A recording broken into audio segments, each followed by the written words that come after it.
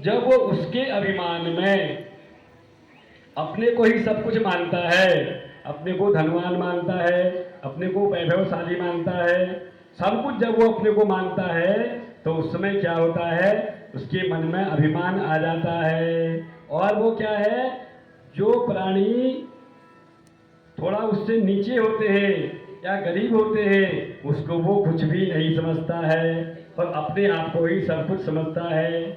अरे भैया, अगर कोई नेता होता है ना, जब उसको वोट लेनी होती है तो उस समय कैसे आता है आपके पास, हाथ जोड़ेगा, 10 बार कहेगा अरे आपको इसमें ही वोट देना है, हम तो आपका गांव का ये काम करेंगे, ऐसा करेंगे, बड़े बड़े प्रलोभन आपको देगा। पर जब वो जीत करके चले जाता है, वोट लेकर के वो सत्ता में विराजमान हो जाता है, फिर दोबारा वो कभी आपके पास आता है? कभी नहीं आता है। अगर आप उससे कभी मिल जाओगे और कहोगे कि भैया मैंने तो तुम्हें वोट दिया था, आप भूल गए, चुनाव के समय आप हमारे पास आए थे, वो कहेगा मैं तो कितनी जगह गया, मुझे क्या पता आप कौन हो, मैं आपको नहीं जानता हूँ। और एक बार और कहेगा तुमने मुझे वोट खाली नहीं दिया था, मैंने तुम्हारे घर में क्या किए थे, 1,000 रुपये भिजवाए थे, और जितने आपके घर में कौन है, पुरुष वर्ग है, उसके लिए कुछ पेय पदार्थ ही भिजवाया था। आजकल चलता है ना ऐसा, उसे कहा मेरी पार्टी को देना, शाम को तेरी पार्टी होगी। तो भाई ऐसा है, जब हम अपना मताधिकार को विक्रय कर देते हैं तो फिर हम उससे आशा रखने के योग्य भी नहीं है कि वो हमारा काम करेगा। वो क्रय विक्रय हो गया है, हमने अपने सामान को बेच दिया, हमारा अधिकार उसमें से खत्म हो गया है। समझ रहे हो कि नहीं समझ रहे हो? तो इसलिए अपने अधिकार को क्या नहीं करना चाहिए, बेचना नहीं चाहिए। बोलो कृष्ण कन्हैया लाल की।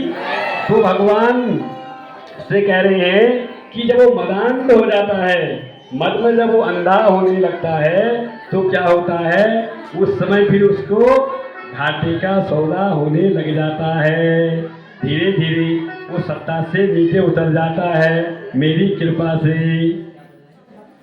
कुछ ना कुछ बात ऐसी बिगड़ती है, उसका मैं पद छीन लेता हूँ। पद छीनने के बाद फिर क्या करता हूँ, उसका धीरे धीरे धन का हरण करता हूँ।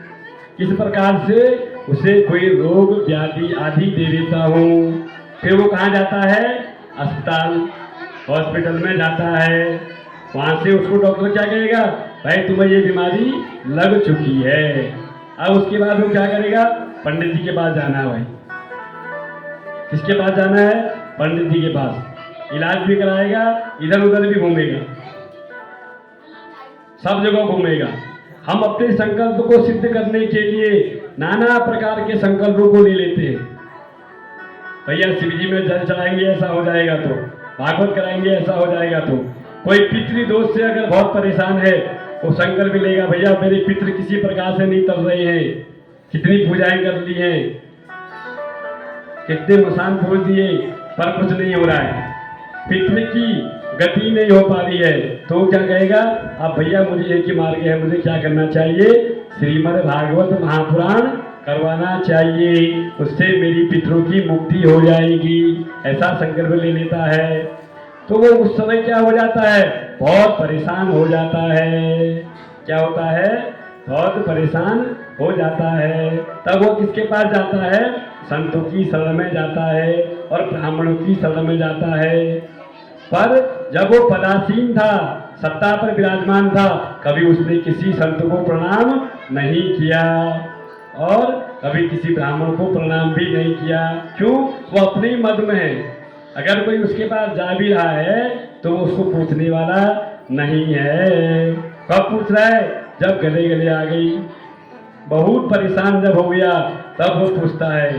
तो भगवान कह रहे हैं, तो मैं क्या करता हूँ, फिर इसी बहाने से धीरे धीरे धीरे उसका घाटे का सौदा कर देता हूँ। वह बहुत परेशान हो जाता है। और फिर क्या होता है, जब वो परेशान हो जाता है फिर वो मुझको याद करता है। तो संसार में अगर किसी के पास पद है, प्रतिष्ठा है, मान है, धन है, वैभव है, उसका दुरुपयोग नहीं करना चाहिए। बहुत बड़ा सेठ है, उसने मनुष्य को मनुष्य नहीं समझा, उसने कहा इसके पास क्या है, मैं कम हूं क्या, ये 50,000 खर्च करेगा, मैं 3 लाख कर सकता हूं। अरे परमात्मा जब तुमसे लेगा तभी तो करोगे, वो लेगा ही नहीं तो तुम कर कहां से सकते हो। जब वो हमें योग्य बनाता है तब हम उसके योग्य होते हैं, उससे पहले हम योग्य नहीं है। मैंने आपसे प्रथम दिन कहा कि आज से लेकर के 7 दिन पर्यंत जो है हम क्या करेंगे, उस परमात्मा के योग्य बनेंगे। किस प्रकार से, अपने भक्ति रूप से अपने मन को निर्मल करेंगे। मन अगर निर्मल होगा, बुद्धि निर्मल होगी, तो तभी क्या होगा, हम कथा को श्रवण कर पाएंगे। नहीं तो क्या होगा, इस कान से सुनो, यहां से निकालो और बाहर, उससे कोई भी फायदा नहीं है। तो भगवान उससे कह रहे हैं कि जब वो बहुत परेशान हो जाता है, मैं उसको इस प्रकार से दंड देता हूं, तब उसको मेरी याद आती है उस समय पे, और ब्राह्मण के पास जाता है। ब्राह्मण कहेंगे भैया इसके तो ये ग्रह खराब है, वो खराब है, इतना बड़ा पूजन कराना पड़ेगा, ऐसा कराना पड़ेगा, वैसा कराना पड़ेगा। तो फिर उसको परमात्मा की याद आती है। तो कहने का तात्पर्य क्या है, इंद्र भी यहां पर ऐसा ही कर रहा है। इंद्र क्या कर रहा है, ऐसा ही कर रहा है। ऐसा निर्देश कौन देता है, गुरु देता है। गुरु कुमार शिष्य कुंभ है, गण गण का